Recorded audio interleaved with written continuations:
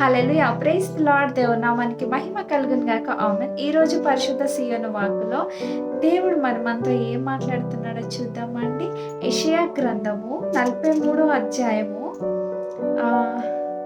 2వ వచనంలో ఏముందంటే, నీవు జలములలో బడి దాటినప్పుడు నేను నీకు తోడయ్యుందును, నదులలో బడి వెళ్ళినప్పుడు అవి నీ మీద పొర్లి పారవు, నీవు అగ్ని మధ్యను నడిచినప్పుడు కాలిపోవు, జ్వాలలు నిన్ను కాల్చవు, యెహోవానగు నేను నీకు దేవుడను, ఇశ్రాయేలు పరిశుద్ధ దేవుడనైన నేనే నిన్ను రక్షించువాడను. ఆమేన్. నువ్వు జలములలో పడి దాటుతున్నప్పుడు ఎవరంటే నీకు తోడుగా ఉండేది? అగ్ని ప్రవాహము లాంటి, జలముల లాంటి సమస్యలు నీకు ఎదురవుతున్నట్లయితే నువ్వు భయపడి, చింతించి, దిగులు పడే, కృంగిపోయే అవసరము లేదు. ఎందుకంటే దేవుడు నీ ప్రతి అడుగులో ఆయన నీకు తోడుంటానని వాగ్దానం చేశాడు. నువ్వు ఎలా వెళ్తున్నా, ఏ సిచ్యువేషన్స్ గుండా వెళ్తున్నా, ఏ పరిస్థితి గుండా నువ్వు వెళ్తున్నా కూడా ఆయన నీకు సహాయం చేయవాడిగా ఉంటున్నాడు. ఆయన నీతో పాటు ఉన్నాడు అనే విషయాన్ని నీకు మరొకసారి గుర్తు చేస్తున్నాడు. ఈరోజు నువ్వు దిగులుతో ఉన్నట్లయితే నీకు శుభవార్త. ఆయన నీకు ఇస్తున్నటువంటి వాగ్దానం ఏంటంటే, నీవు జలములలో పడి దాటుతున్నప్పుడు నేను నీకు తోడై ఉందును అని చెప్తున్నాడు. నీవు అగ్ని మధ్యను నడిచినప్పుడు అంటే నువ్వు కాలిపోవంట.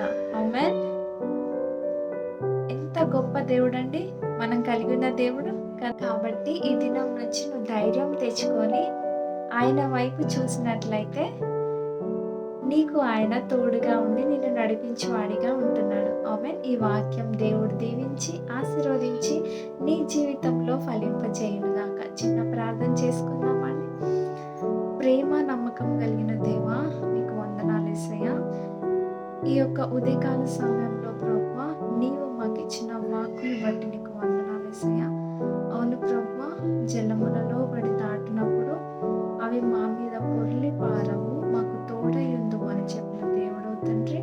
అగ్ని మధ్యలో నడుస్తున్నప్పుడు జ్వాలలు మమ్మల్ని కాల్చజాలవు, నదులలో పడి వెళ్ళినప్పుడు అవి మా మీద పొర్లి పారవు అని చెప్పుచున్నావయ్యా. నువ్వు వాగ్దానం చేస్తే దాన్ని త్రిప్పివేయగలవారెవరు? నువ్వు ఒక్కసారి మాట ఇచ్చావంటే తప్పని దేవుడవై ఉంటున్నావు. నేను ఈ యొక్క వాక్యము చేత నువ్వు ఏ బిడ్డతో అయితే నువ్వు మాట్లాడి ఉంటున్నావో ఆ బిడ్డ యొక్క జీవితంలో నీ కార్యము జరుగునుగాక. ఈ ఉదయకాల సమయంలో నీవు ఇచ్చిన వాక్కు ప్రతి ఒక్కరి జీవితంలో నెరవేర్చబడునుగాక. ఆమేన్.